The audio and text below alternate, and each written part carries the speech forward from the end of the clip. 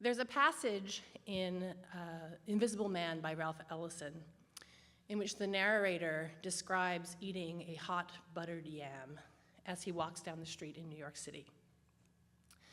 The narrator is from the South, and so the yam makes him homesick, but he also describes having this intense feeling of freedom that he calls exhilarating.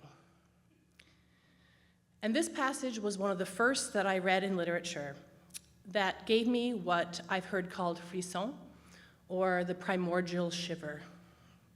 Not just goosebumps, but a tremor that emerges deep from the chest that reminds you and makes tangible why the heart is the organ associated with feeling.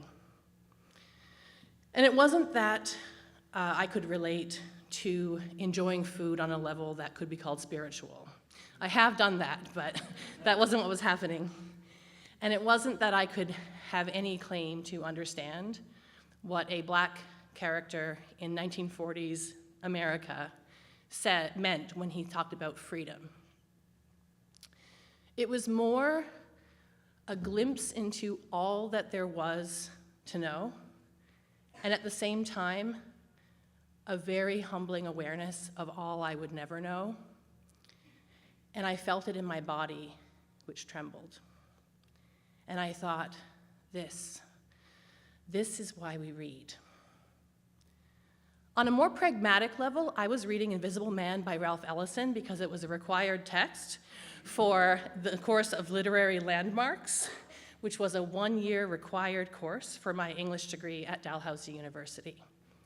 Twice a week, 200 undergrads would be crammed into a room, not even an amphitheater, all on the same level, and our bodies would be crammed into those ancient seats that had the little armrest desk that would come up. And we had to sit alphabetically by last name. And to facilitate that process, we had to wear name tags around our necks with our names on them, our full names. I was fortunate to be seated by the window. And I spent a lot of time looking out of the window and daydreaming while looking at a tree and trying to avoid the familiar fantasy of jumping up, tearing at my hair, and hopping on my classmates' desks like they were ice pans on my way to freedom.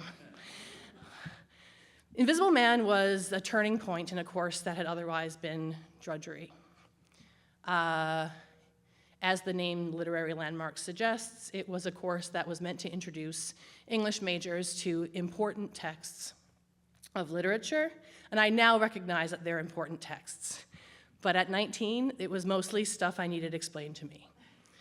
We started with Beowulf, we read the Canterbury Tales, we got to Paradise Lost, I do not remember which Shakespeare we read, and by Christmas we'd already finished with the 19th century. Which was a shame because the 19th century was actually why I was an English major. In high school, I was a mathlete, but also a theater kid, the Venn diagram of which intersects in exactly one point, which is me. And I read Wuthering Heights in grade 12, and I decided that naval engineering wasn't my future. Crying and clutching novels to my chest was. But in Literary Landmarks, I had not shed a single tear, except when a computer-based grammar quiz had a technical glitch that erased all of my answers after an hour, and I decided to opt for the 0 rather than relive that experience. Reading Invisible Man was also more pleasant because I read most of it while on spring break in Florida with my friend Jessie. Jessie and I had met, we were girlfriends of 2 guys from Toronto who were friends already, and instantly though we had this wonderful, close, profound connection. And so when she dumped her boyfriend, she said, "Do you want to come to Florida with me in his place?" And my heart fluttered. And we stayed with her uncle in his private retirement village in Florida, where we swam in the otherwise empty outdoor swimming pool. We canoed in a lake in a state park, and we saw manatees, which had been a childhood dream of mine. And we won the biggest jackpot in bingo that the village had ever seen, much to the grumbling of the residents. We spent it on vodka and fresh squeezed orange juice, because we were 19.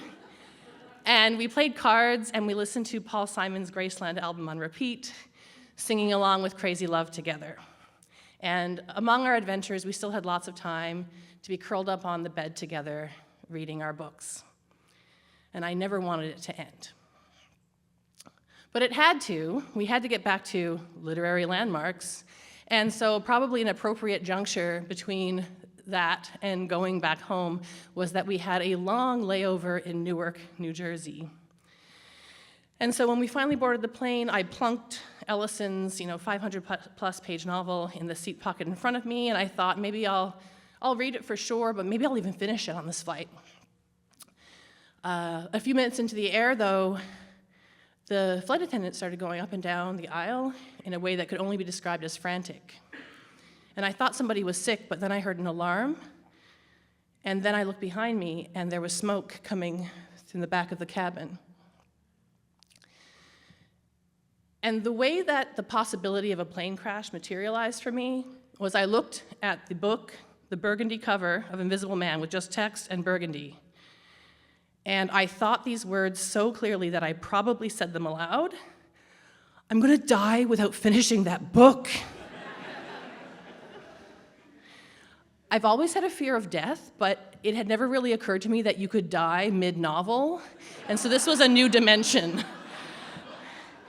And it wasn't just about this novel, it was that I was only just starting to learn about all the reading I wanted to do and how many lifetimes I would need to satisfy my curiosity of the world. And so I thought, please, please let me continue this life. I want to live hundreds of stories, vicariously and actually, hundreds of stories, thousands of stories. That seemed really greedy considering the circumstances, so I said dozens of stories. I'll take it, whatever it is, as long as it's more. And clearly, because I'm here, the story has a happy ending.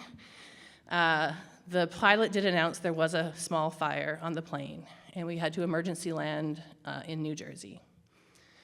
And it was an excruciating 20 minutes, but we got through them.